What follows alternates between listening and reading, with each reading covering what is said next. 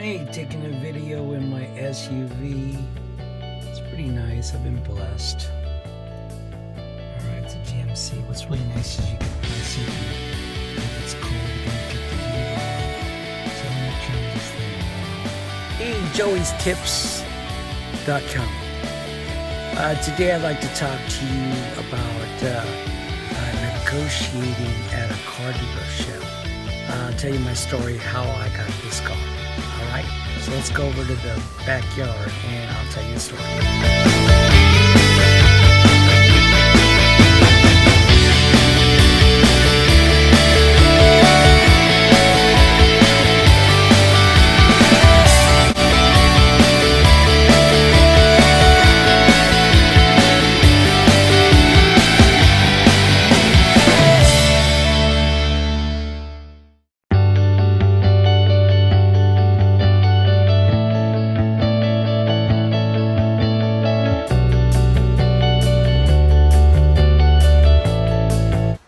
Okay, we're here in my backyard. You know, before you go into any dealership, you want to make sure you check the blue book value of the car or the SUV that you want to buy. So this way you don't get oversold the price. It's really windy. Let's go inside. Okay, so here's my story how I bought my SUV. So I pull into the dealership already knowing what the blue book value is for it. So as you get out of your car, as you all know, salespeople at a dealership, not all, but are like vultures. So they're waiting for you to get out of your car.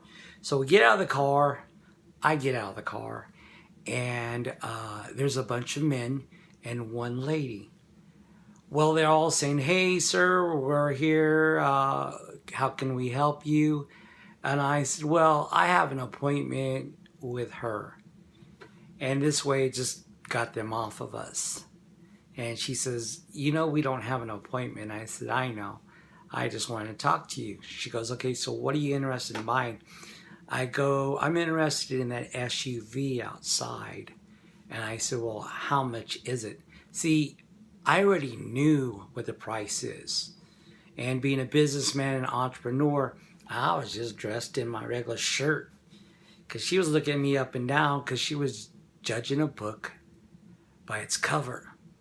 So I say to her, "I'm really interested in buying this." And before I go to see her, I actually look to my left and there's a board there. If you don't know, it's salespeople. You know, they have a contest every month. Whoever gets the most sales gets a bonus or gets a commission. I also notice if somebody pays a car or a vehicle in cash, that salesperson gets a bonus. So I saw the only girl name on the board, it was her. But of course she doesn't think I know that. So I sit down with her and she goes, "All right, the SUV, let's fill out some paperwork." I go, "Well, can we go for a test drive?" So she takes me in the car, as all salespeople do. And, you know, you go in the car, you go for a test drive and you come back. And she says, "Are you interested?" I said, "Yes." "So let's fill out the paperwork." So we fill out the paperwork. And the reason the paperwork is needed because they want to check your credit to see, especially me coming in my regular shirt I always wear, my comfortable shirt, that I have the credit or I can finance the vehicle. So what they do is they make you fill it out and you fill it out and they try to make you feel comfortable and, you know, "Can I offer you some water, some coffee?" And you're like, "Oh, no, thanks." So you fill it out to the best you can. You put in your account number because now they're going to check your credit. So she says to me, "Is that the only vehicle you're interested in?" I said, "Yes." I made up my mind. I want this. So here's where the game begins. She takes the application to the back. And out comes the sales manager. The sales manager comes out and he says to you, "Hey, Mr. Kuna, how are you?" See, because he read your app. He knows your name. He's just trying to make sure that he closes the sale. So he says to you, "Hey, Mr. Kuna, how are you?" And I say, "Fine." He goes, "Are you interested in the SUV?" I said, "Yes." And he says, "Well, This is how much it is. And this is where the second game begins. It's called sliding the paper. So he says, well, this is how much this is. And he slides the paper over to me. And I look at the price and I see it is way over the Blue Book price. Trying to make some extra commission. So then I fill it out and I go way under the Blue Book price and I slide it back to him. And then he looks at it and he goes, let me get back with you.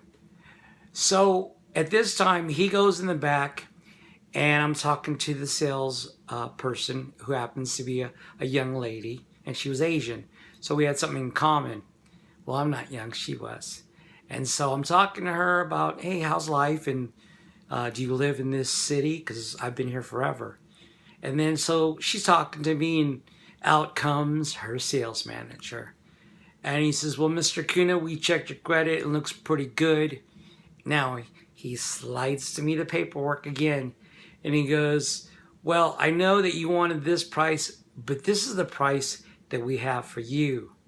So now I look at it, and it's now a little bit over the Blue Book value again. So I then write down the regular Blue Book value of the car and slide the paperwork back to him. He says, let me go check on something real quick. Really what he's doing is he's going to the back window where the window is tinted. And he's really looking at me to see, hey, he's wearing a t-shirt. You know, can he finance this? Does he really want to buy this? Or is he just somebody that comes in all the time and says they want to buy a car, but they can't really afford it? So he comes back to me, and then he slides the paperwork back. And guess what? It's a price I agreed to. So at this time, I lean forward and I say to him in a businessman sort of voice, hey, how you doing your sales, to the young girl? And she says, what do you mean? I said, well, I noticed you're one sale away from winning this month. Didn't know it. So I signed on the paperwork. Yes, I agree. In cash. C-A-S-H. And I put on there, give her her bonus. Congratulations. She won the contest for most sales. And I'm paying this in cash. And I slid it back to him.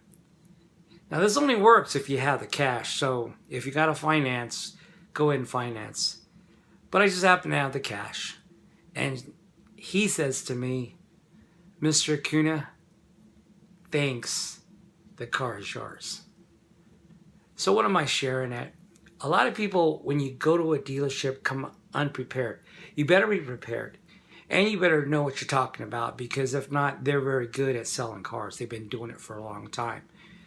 And you don't always have to be in your Italian suit or your Men's Warehouse, because I like, from the story I shared to you another channel ago, was my father's story, how he goes into stores all dressed down. Because people will judge you by what you're wearing. But the truth is that it doesn't determine if you're successful. Just because what you're wearing doesn't judge you for how much money you have. But there are times where, of course, if you're sharing at a seminar or if you're speaking in front of a public that never heard you, you want to dress the part. But when I go out to buy things and I know I have the money, I'm very confident in what I was taught by mentors, how to negotiate. And I hope that helps you out. Have a good day.